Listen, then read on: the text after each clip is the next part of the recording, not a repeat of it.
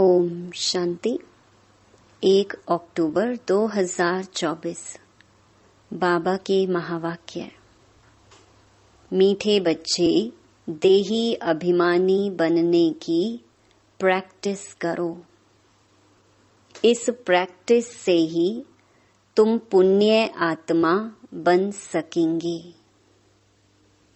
प्रश्न: किस एक नॉलेज के कारण तुम बच्चे सदा हर्षित रहते हो?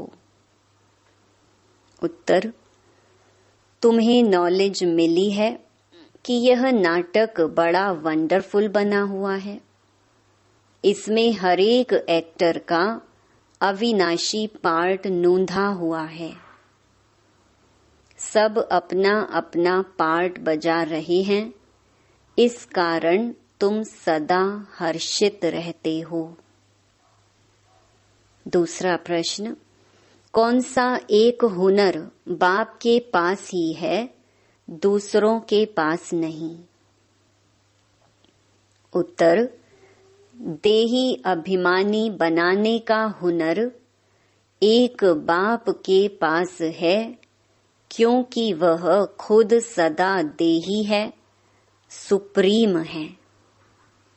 यह हुनर किसी भी मनुष्य को आ नहीं सकता। ओम शांति। रूहानी बच्चों अर्थात आत्माओं प्रति बाप बैठ समझाते हैं। अपने को आत्मा तो समझना है ना। बाप ने बच्चों को समझाया है, पहले पहले यह प्रैक्टिस करो कि हम आत्मा हैं, ना कि शरीर। जब अपने को आत्मा समझेंगे तब ही परम पिता को याद करेंगे। अपने को आत्मा नहीं समझेंगे तो फिर जरूर लौकिक संबंधी धंधा आदि ही याद आता रहेगा। इसलिए पहले पहले तो यह प्रैक्टिस होनी चाहिए कि मैं आत्मा हूँ। तो फिर रूहानी बाप की याद ठहरेगी। बाप यह शिक्षा देते हैं कि अपने को देह नहीं समझो। यह ज्ञान बाप एक ही बार सारे कल्प में देते हैं। फिर 5000 वर्ष बाद यह समझानी मिलेगी। अपने को आत्मा समझेंगे तो बाप भी याद आएगा। आधा कल्प तुमने अपने को देह समझा है, अब अपने को आत्मा समझना है। जैसे तुम आत्मा हो, मैं भी आत्मा ही हूँ, परंतु सुप्रीम हूँ। मैं हूँ ही आत्मा, तो मेरे को कोई देह याद पड़ती ही नहीं। यह दादा तो शरीरधारी है ना, वह बाप है निराकार। यह प्रजापिता ब्रह्मा तो साकारी हो गया। शिव बाबा का असली नाम है ही शिव। वह है ही आत्मा। सिर्फ वह ऊंचते ऊंच अर्थात सुप्रीम आत्मा है। सिर्फ इस समय ही आकर इस शरीर में प्रवेश करता हूँ। वह कभी देह अभिमानी हो न सके। देह अभिमानी साकारी मनुष्य होते हैं, वह तो है ही निराकार। उनको आकर यह प्रैक्टिस करानी है। कहते हैं तुम अपने को आत्मा समझो। मैं आत्मा हूँ, आत्मा हूँ, यह पाठ बैठकर पढ़ो। मैं आत्मा शिव बाबा का बच्चा हूँ, हर बात की प्रैक्टिस चाहिए ना। बाप कोई नई बात नहीं समझाते हैं। तुम जब अपने को आत्मा पक्का पक्का समझेंगे तब बाप भी पक्का याद रहेगा। देह अभिमान होगा तो बाप को याद कर नहीं सकेंगे।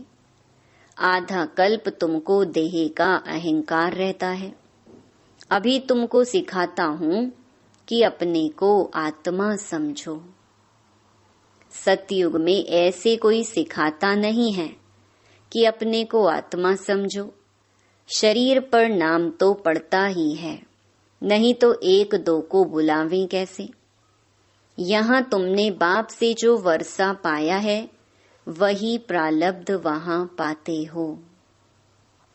बाकी बुलाएंगे तो नाम से ना। श्री कृष्ण भी शरीर का नाम है ना।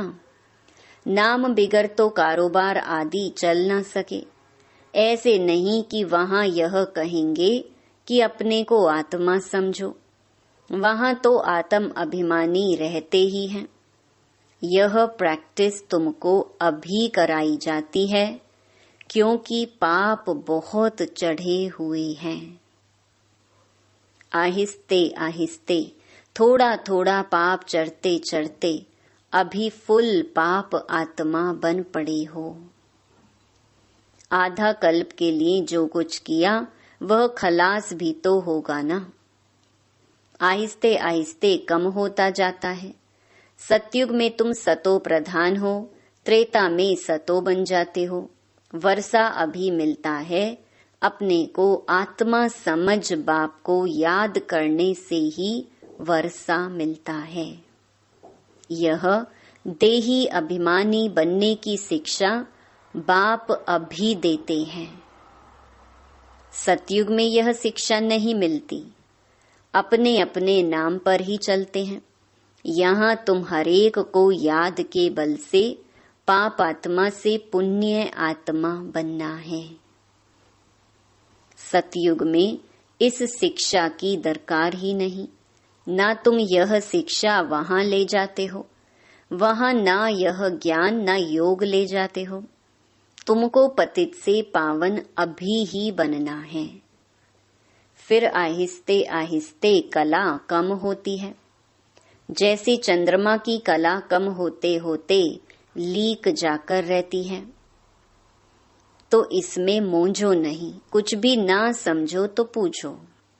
पहले तो यह पक्का निश्चय करो कि हम आत्मा हैं। तुम्हारी आत्मा ही अभी तमो प्रधान बनी है, पहले सतो प्रधान थी। फिर दिन प्रतिदिन कला कम होती जाती है। मैं आत्मा हूँ, यह पक्का ना होने से ही तुम बाप को भूलते हो। पहले पहले मूल बात ही यह है। आत्म अभिमानी बनने से बाप याद आएगा तो वर्षा भी याद आएगा। वर्षा याद आएगा तो पवित्र भी रहेंगे, दैवी गुण भी रहेंगे। एम ऑब्जेक्ट तो सामने है ना। यह है गॉडली यूनिवर्सिटी। भगवान पढ़ाते हैं। देही अभिमानी भी वही बना सकते हैं, और कोई भी यह हुनर जानता ही नहीं है।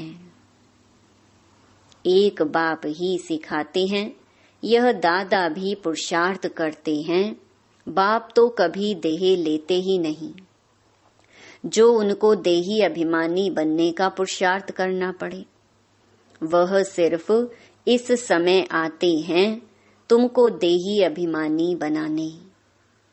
यह कहावत है, जिनके माथे मामला वह कैसे नींद करे। बहुत धंधा आदि टू मच होता है तो फुर्सत नहीं मिलती, और जिनको फुर्सत है वह आते हैं बाबा के सामने पुरुषार्थ करने। कोई नए भी आते हैं, समझते हैं नॉलेज तो बड़ी अच्छी है। गीता में भी यह अक्षर हैं, मुझ बाप को याद करो तो तुम्हारे विकर्म विनाश हो जाएं। तो बाप यह समझाते हैं, बाप कोई को दोष नहीं देते हैं। यह तो जानते हैं तुमको पावन से पतित बनना ही है, और हमको आकर पतित से पावन बनाना ही है। यह बना बनाया ड्रामा है, इसमें कोई के निंदा की बात नहीं। तुम बच्चे अभी ज्ञान को अच्छी रीति जानते हो, और तो कोई भी ईश्वर को जानते ही नहीं, इसलिए निधन के नास्तिक कहलाए जाते हैं। अभी बाप तुम बच्चों को कितना समझदार बनाते हैं, टीचर रूप में शिक्षा देते हैं। कैसे यह सृष्टि का चक्कर चलता है ये शिक्षा मिलने से तुम भी सुधरते हो। भारत जो शिवालय था सो अब वैशाल्य है ना, इसमें गिलानी की तो बात ही नहीं। यह खेल है जो बाप समझाते हैं। तुम देवता से असुर कैसे बने हो ऐसे नहीं कहते, क्यों बने? बाप आए ही हैं बच्चों को अपना परिचय देने, और सृष्टि का चक्र कैसे फिरता है यह नॉलेज देते हैं। मनुष्य ही जानेंगे ना। अभी तुम जानकर फिर देवता बनते हो। यह पढ़ाई है मनुष्य से देवता बनने की, जो बाप ही बैठ पढ़ाते हैं। यहाँ तो सब मनुष्य ही मनुष्य हैं। देवता तो इस सृष्टि पर आ नहीं सकते जो टीचर बनकर पढ़ाएं। पढ़ाने वाला बाप देखो कैसे पढ़ाने आते हैं। गायन भी है परम पिता परमात्मा कोई रथ लेते हैं, यह पूरा नहीं लिखते कि कौन सा रथ लेते हैं। त्रिमूर्ति का राज भी कोई समझते नहीं। परम पिता अर्थात परम आत्मा, वो जो है सो अपना परिचय तो देंगे ना। अहंकार की बात नहीं, ना समझने के कारण कहते हैं इनमें अहंकार है। यह ब्रह्मा तो कहते नहीं कि मैं परमात्मा हूँ, यह तो समझ की बात है। यह तो बाप के महावाक्य हैं, सभी आत्माओं का बाप एक है। इनको दादा कहा जाता है।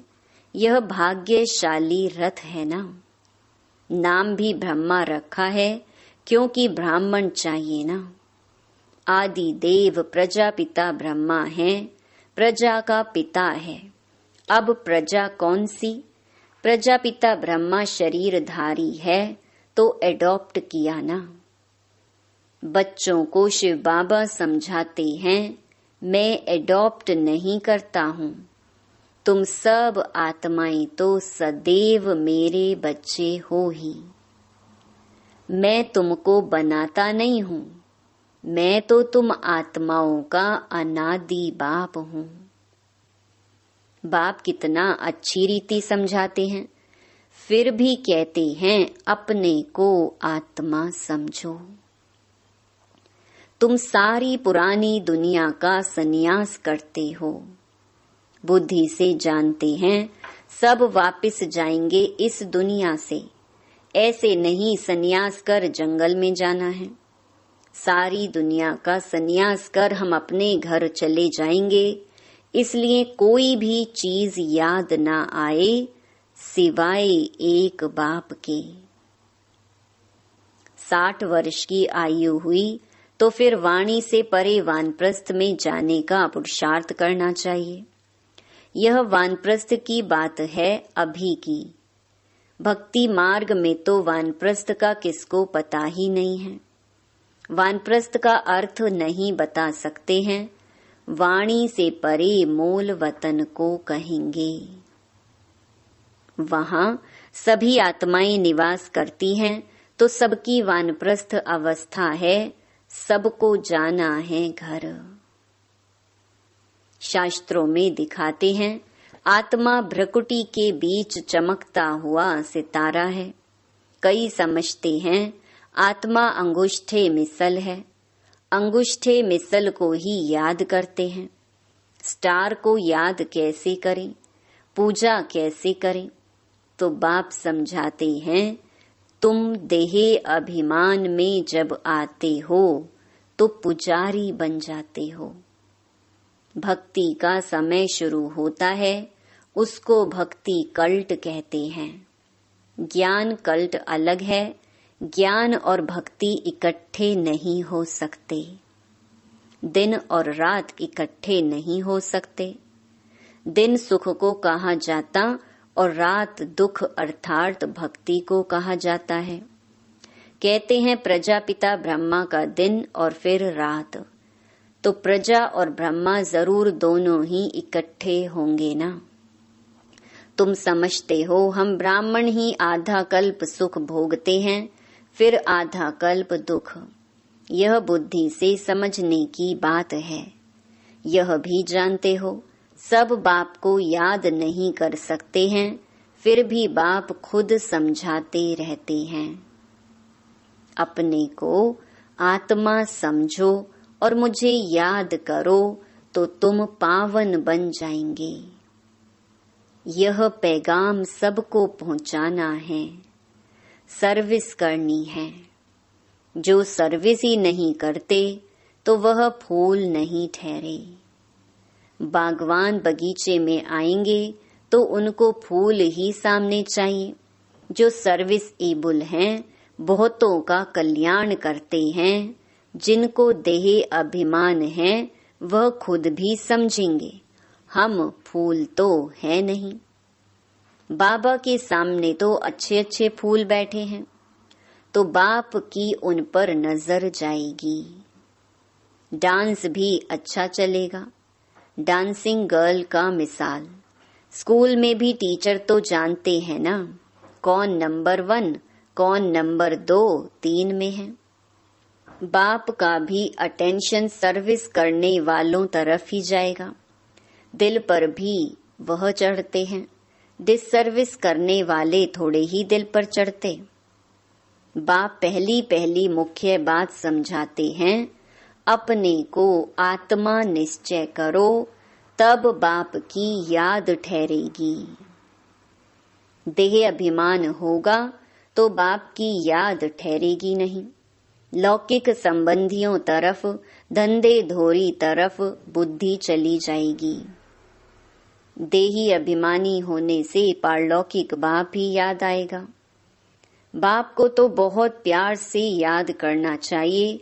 अपने को आत्मा समझना, इसमें मेहनत है, एकांत चाहिए। 7 रोज की भट्ठी का कोर्स बहुत कड़ा है। कोई की याद ना आए, किसको पत्र भी नहीं लिख सकते। यह भट्ठी तुम्हारी शुरू की थी। यहाँ तो सबको रख नहीं सकते, इसलिए कहा जाता है घर में रहकर प्रैक्टिस करो। भक्त लोग भी भक्ति के लिए अलग कोठरी बना देते हैं, अंदर कोठरी में बैठ माला सिमरते हैं। तो इस याद की यात्रा में भी एकांत चाहिए। एक बाप को ही याद करना है, इसमें कुछ जबान चलाने की भी बात नहीं है। इस याद के अभ्यास में फुर्सत चाहिए। तुम जानते हो लौकिक बाप है हद का क्रिएटर, यह है बेहद का। प्रजापिता ब्रह्मा तो बेहद का ठहरा ना। बच्चों को एडॉप्ट करते हैं, शिव बाबा एडॉप्ट नहीं करते हैं। उनके तो बच्चे सदैव हैं ही। तुम कहेंगे शिव बाबा के हम बच्चे आत्माएं अनादि हैं ही। ब्रह्मा ने तुमको एडॉप्ट किया है। हर एक बात अच्छी रीति समझने की है। बाप रोज रोज बच्चों को समझाते हैं, कहते हैं बाबा याद नहीं रहती। बाप कहते हैं इसमें थोड़ा समय निकालना चाहिए। कोई कोई ऐसे होते हैं जो बिल्कुल समय दे नहीं सकते, बुद्धि में काम बहुत रहता है, फिर याद की यात्रा कैसे हो। बाप समझाते हैं मूल बात ही यह है, अपने को आत्मा समझ मुझ बाप को याद करो तो तुम पावन बन जाएंगे। मैं आत्मा हूँ, शिव बाबा का बच्चा हूँ, यह मन मनाभव हुआ ना। इसमें मेहनत चाहिए, आशीर्वाद की बात नहीं। यह तो पढ़ाई है, इसमें कृपा व आशीर्वाद नहीं चलती। मैं कभी तुम्हारे ऊपर हाथ रखता हूँ क्या? तुम जानते हो बेहद के बाप से हम वर्षा ले रहे हैं। अमर भव, आयुष्मान भव, इसमें सब आ जाता है। तुम फुल एज माना आयु पाते हो, वहां कभी अकाले मृत्यु नहीं होती। यह वर्षा कोई साधु संत आदि दे नहीं सकते। वह कहते हैं पुत्रवान भव। तो मनुष्य समझते उनकी कृपा से बच्चा हुआ है। बस जिनको बच्चा नहीं होगा वह जाकर उनका शिष्य बनेंगे। ज्ञान तो एक ही बार मिलता है, यह है अव्यभिचारी ज्ञान, जिसकी आधा कल्प प्रारब्ध चलती है। फिर है अज्ञान। भक्ति को अज्ञान कहा जाता है। हर एक बात कितना अच्छी रीति समझाई जाती है। अच्छा, मीठे मीठे सिकिलधे बच्चों प्रति माता पिता बाप दादा का याद प्यार और गुड मॉर्निंग। रूहानी बाप की रूहानी बच्चों को नमस्ते। धारणा के लिए मुख्य सार। पहला, अभी वानप्रस्थ अवस्था है, इसलिए बुद्धि से सब कुछ संन्यास कर एक बाप की याद में रहना है। एकांत में बैठ अभ्यास करना है। हम आत्मा हैं, आत्मा हैं। दूसरा, सर्विसेबल फूल बनना है। देह अभिमान वश ऐसा कोई कर्म नहीं करना है जो डिससर्विस हो जाए। बहुतों के कल्याण के निमित्त बनना है। थोड़ा समय याद के लिए अवश्य निकालना है। वरदान, परमात्म ज्ञान की नवीनता, पवित्रता को धारण करने वाले सर्व लगावों से मुक्त भव। इस परमात्म ज्ञान की नवीनता ही पवित्रता है। फलक से कहते हो कि आग कपूस इकट्ठा रहते भी आग नहीं लग सकती। विश्व को आप सबकी यह चैलेंज है कि पवित्रता के बिना योगी व ज्ञानी तो आत्मा नहीं बन सकते। तो पवित्रता अर्थात संपूर्ण लगाव मुक्त, किसी भी व्यक्ति व साधनों से भी लगाव ना हो, ऐसी पवित्रता द्वारा ही प्रकृति को पावन बनाने की सेवा कर सकेंगे। स्लोगन, पवित्रता आपके जीवन का मुख्य फाउंडेशन है।